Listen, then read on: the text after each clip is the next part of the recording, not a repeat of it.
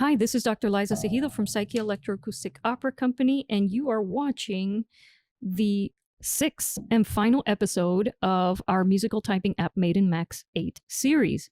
Today, I'm going to show you how to enhance your app further with some really cool modules. But before we begin, I would like to talk about our June 2020 musical typing competition. If you've been following along with the series and building along with us, you can participate in the competition. The rules and guidelines for the competition are in the video description box below, and there's also a document, a contract of sorts that you have to download, fill out, and submit via email to seal the deal. Don't worry, the competition is free, and anyone who follows the rules and guidelines will be eligible to participate. To participate in our competition, you have to create a video, a cool, fun video demonstrating the instrument that you built. You will be asked to put that video on social media. It could be Facebook, it could be Instagram, it could be TikTok, it could be here, YouTube. You could put it on any platform that you have available. And you'll send us a link to the video, and I will sit down and adjudicate all the videos. And the video that I like the best basically will be the winning video, and the creator of the winning video will get a prize. What prize? Let me show you what the prize is. All right, so I'm just going to change screens for a second. Okay, I'm in Google. I'm going to visit Psyche Opera's website, which is psycheopera.com. Here's our website, guys.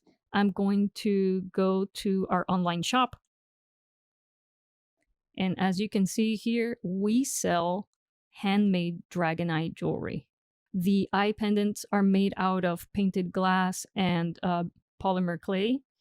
And the chainmail I weave myself because I love crafting and I love, old art forms. And so I'm very close to the art we sell in our store. The winner of the musical typing competition will be permitted to select any one of these eyes in our inventory as their prize. Now, the eyes themselves, all right, are adjustable, as you can see, and they're supposed to fit on a person like this.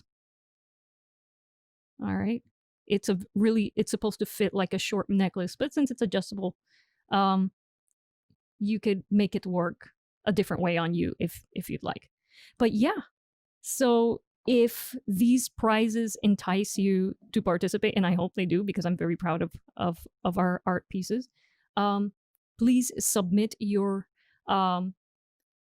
competition applications. Again, everything's available in the video description box as soon as possible. The deadline for submission is also available in the video description box. Everything's available in the video description box. So check it out. If you have any questions about the competition, please email me at the email that's available in the video description box. Okay, start the tutorial.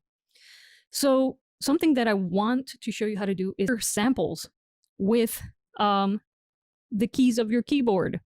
And so I'm going to select a key that I haven't used yet, which is spacebar. I know for a fact that spacebar is key number 32.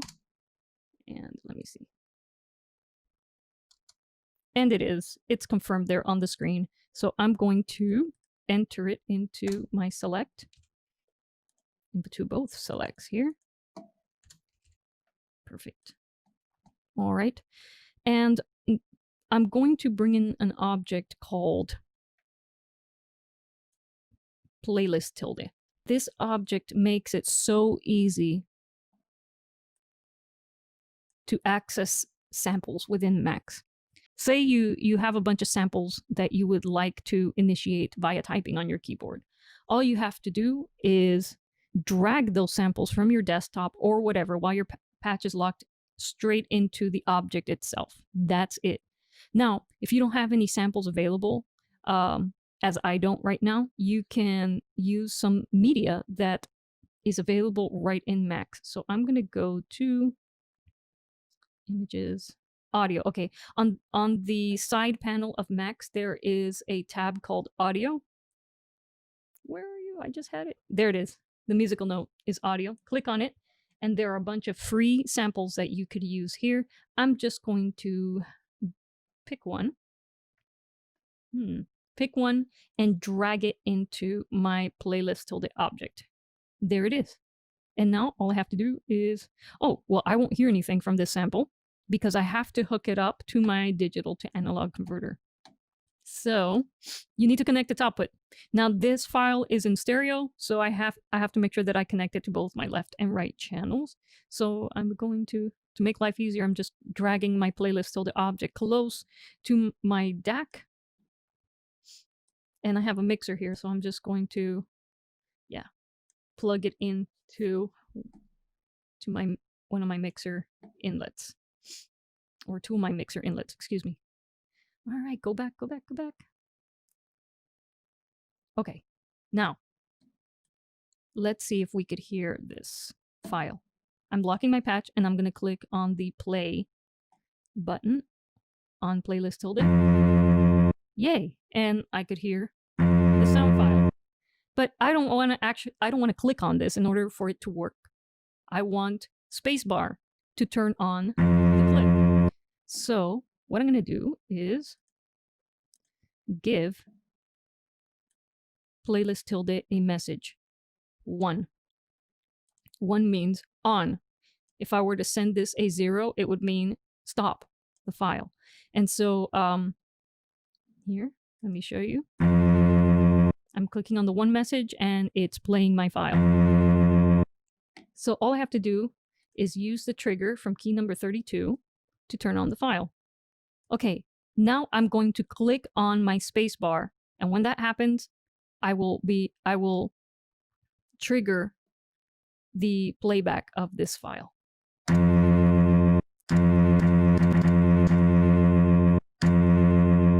All right, so those of you who were thinking of turning your musical typing instrument into a clip launcher, now you know how.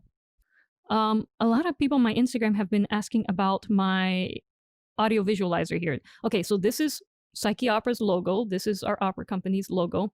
And right now, the saturation values of this video file are being affected by the amplitude, the audio of my microphone video. So I'm going to show you how to do that.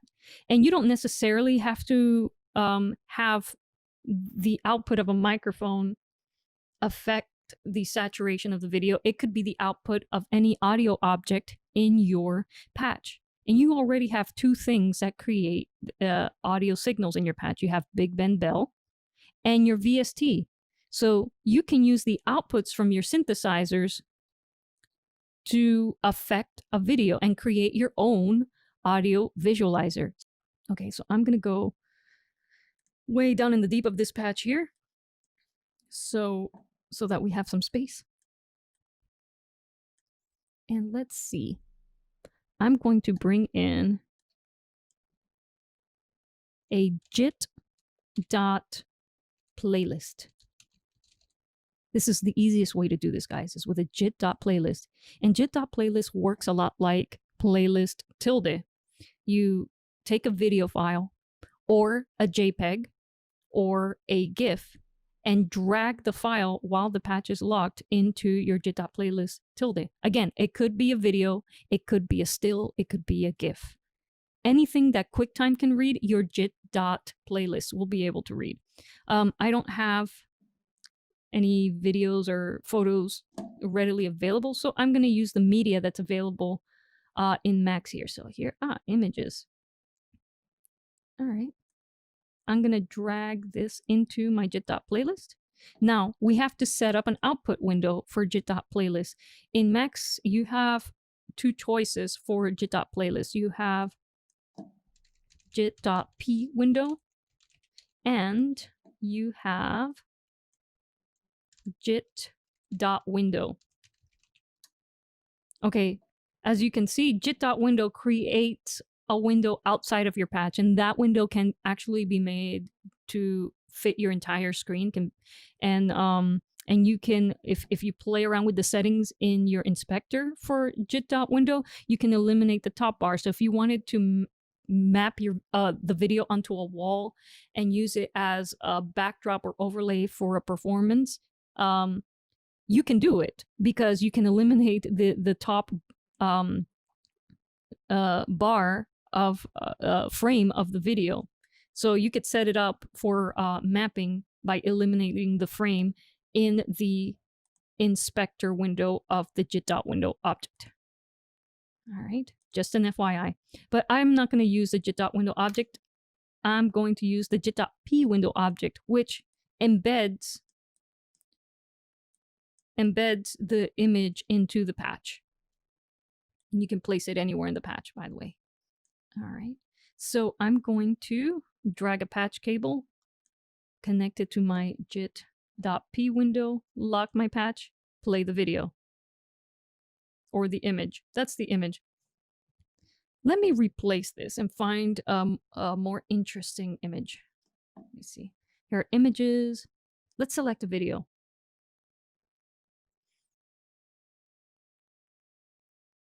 This is a cool. Oh, I dragged it into the wrong thing. I have to drag it into the JIT.p window, not into... I mean, I have to drop it into the JIT.playlist. So I'm going to replace that file. No, I didn't want to add an extra. I just want to... Oh, I didn't see that. Okay. So I accidentally, I was meaning to replace the original file, but instead of doing that, I created a playlist of files, and I don't want to do that. I just want one file here. So what I'm going to do to eliminate the original file, which I don't want, is click on it. Actually, right-click on it, and on the top of my screen here, a menu appeared, and it says remove and reveal in Explorer. I'm going to remove the file, and there it is. Okay, now I can play my new file. Now, if I'm going to use something as an audio visualizer, you got to loop it. So I'm going to click the loop button on my JIT.playlist, and now the video shall loop. I'm going to show you the module that I use to create my audio visualizer. You can also play with the Visi plugins available in Macs instead. If you want to create a more dynamic audio visualizer, you don't necessarily have to build the module from scratch as I am doing. You could just play with the video processing plugins that are available here in Macs in the Visi tab and access the parameters as you would in Big Ben Bell and do that instead. Okay, so first I'm going to disconnect the output cable from JIT.playlist because I'm going to insert a processor. We're going to do some inline routing here. I'm going to insert a processor between my video file and the output. Okay, I'm going to bring in an object called JIT.brCosa, and this object controls the brightness, contrast, and saturation of a video file. I specifically want to access the saturation parameter, so I'm going to bring in a message and type in saturation $1. Okay. All right. And I'm going to connect a flow number box, a floating point number box, to my saturation. Now, I'm going to bring in another object called meter tilde. Meter tilde is our peak-to-peak meter in Max. It's our peak-to-peak amplitude meter. And it puts out amplitude values between 0 and 1. Something that I like to do, though, is to multiply the output of my meter tilde just a bit so that the saturation changes in the video are more dramatic. And so I'm going to pass the output of my meter tilde through a multiplier, and I'm going to multiply by 15. Okay, make sure you add that decimal point there because this thing wants to receive something from a floating point object. All right. Okay, now I'm going to hook up the output of my analog to digital converter. Actually, no. I want to show you guys how to use this with one of your synthesizers. So let me make sure that my synths are active. So as you you can hear my harp VST working. So I'm going to take the output of my VST tilde, or one of the outputs from my VST tilde, and feed them into my meter tilde. And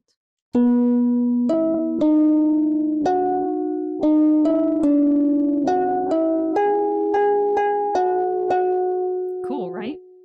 All right, now let's see what the product looks like. So I'm going to take the output of jit.brcosa, bring it into my jit.p window, and let's see. I'm going to let the video play. You see automatically that when I played the video, all the color is gone. That's because I'm not playing notes, and only amplitude, and since my saturation value is 0, everything's in black and white. But the moment I play a note, you'll see everything become bright again. So here it goes. And you see that the saturation value goes down as the sound fades away. So here I've created a really cool audio visualizer.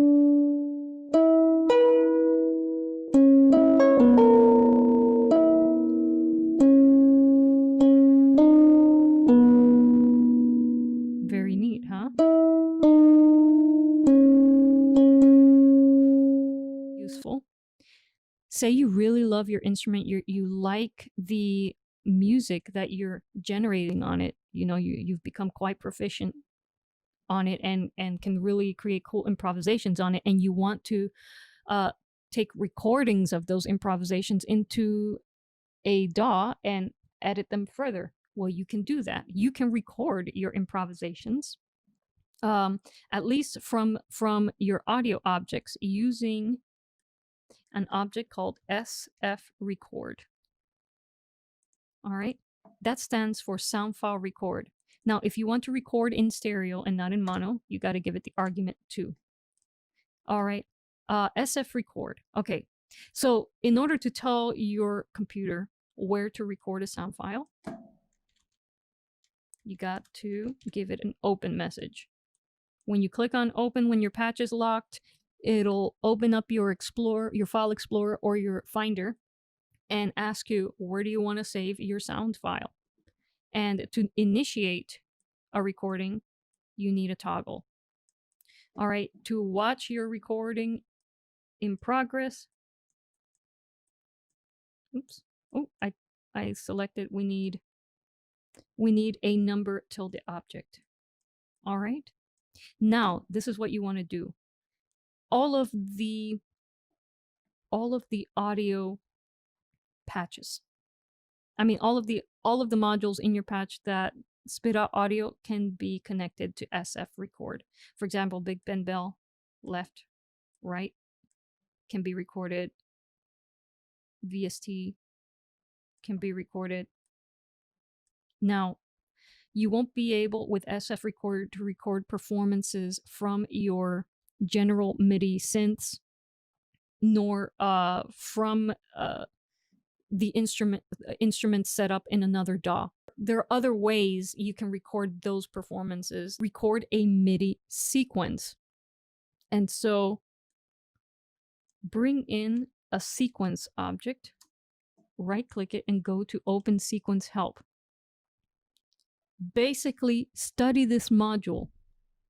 And by studying this module, you'll be able to record a MIDI format 0 file, which then you can bring into any DAW that has MIDI tracks available for you to use, and you could have that MIDI data control a synthesizer in that DAW. Something that you may not know, you can copy, unlock help patches, and copy and paste from them, guys, like this. Copy. You can copy modules from help patches into your own patch. So if you don't, if you want something that works right away, you can do this. And I had very good Max teachers, but most of what I know about Max came from reverse engineering other people's patches, including the help patches. So I encourage you to do that as well. So there's so much more we could do to enhance this patch, and maybe I'll release some bonus episodes. If you have any suggestions for tutorials you'd like to see in the future related to this musical typing app, let me know in the comments below. And so, guys, I'm going to end this episode now. I hope you'll participate in our musical typing competition. I hope you had fun throughout this journey. Thank you very much for following us, and stay tuned.